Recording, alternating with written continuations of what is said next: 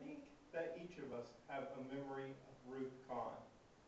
For me, I knew I could always go to my great aunt when I was in need of a smile. However, it was never her intention to make me smile, but it just came so naturally to her. As a little boy, my association with Aunt Ruth was that she was the nice lady who would visit my Aunt Marcia and bring her legendary pumpkin pie. Whenever my parents told me that Aunt Ruth was visiting, I knew that I would be eating very well that night. After she moved to Seattle, I began visiting her every week. Since I had not had the opportunity to have grandparents, she in a way filled a void for me of being the grandmother that I never had.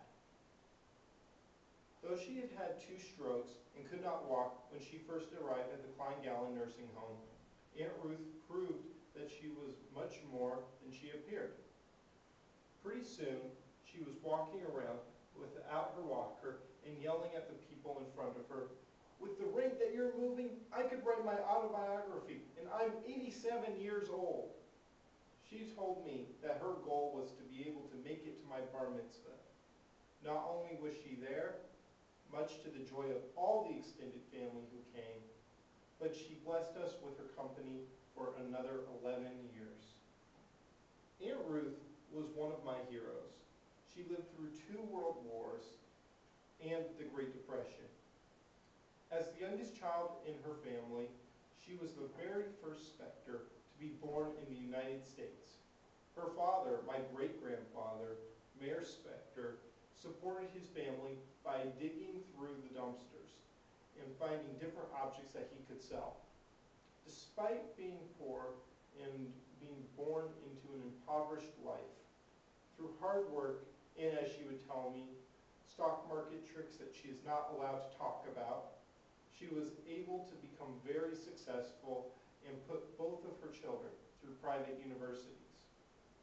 I always knew that I should be worried when Aunt Ruth would tell me that she had not been following the stock market today. The memories that I will most cherish about Aunt Ruth were the ones in which she would speak her mind. For example, when I was 17 years old, I got dumped for the very first time by my very first girlfriend. I was so devastated.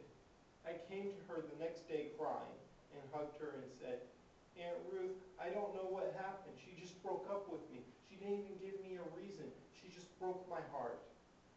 Aunt Ruth put her arm around me and said, "Sam, don't cry. Don't worry. There are going to be so many more girls that break your heart, and you're going to get dumped so many more times that you'll forget all about this girl." Although I was devastated, I could not help but start laughing. A similar situation occurred when my dad was a young man and his mother passed away. My dad was at his mother's funeral and was beside himself, as he was a young man and had lost both of his parents. Aunt Ruth came and, as she had done to me, put her arm around him and said to him, "Gary, I want you to know, if you ever need anybody to help you cheat the government, your Aunt Ruth is here for you." Again, my father was at the funeral of his own mother and could not help but burst into laughter. Another classic Aunt Ruth moment came when my parents were married. Aunt Ruth did not send them a gift, and my father thought this was unusual because he and Aunt Ruth were so very close. 6 months later, he received a phone call from her. "Gary, how is your marriage?" "Oh, it's wonderful, Aunt Ruth. I'm so happy. Thanks for asking," is what my father told her. "Okay, good. I'll send you a present then. I just wanted to get you something nice, so I wanted to make sure that this whole marriage worked out before I spent all of my money." Aunt Ruth was one of the most special women in my life. I felt that being close with her always gave me some sort of a celebrity status among the family. Every bar or bat mitzvah and every wedding that I went to, cousins would swarm around me asking, "How is Aunt Babe?" I always knew that I could count on her to make me laugh or give me encouragement, even though she would always ask me, "Are you still becoming a rabbi?" And when I would tell her yes, she would sigh and go, "Oi, what a terrible job for a young Jewish man." As I never knew my grandfather, and she was his close baby sister, knowing her gave me a connection to my roots.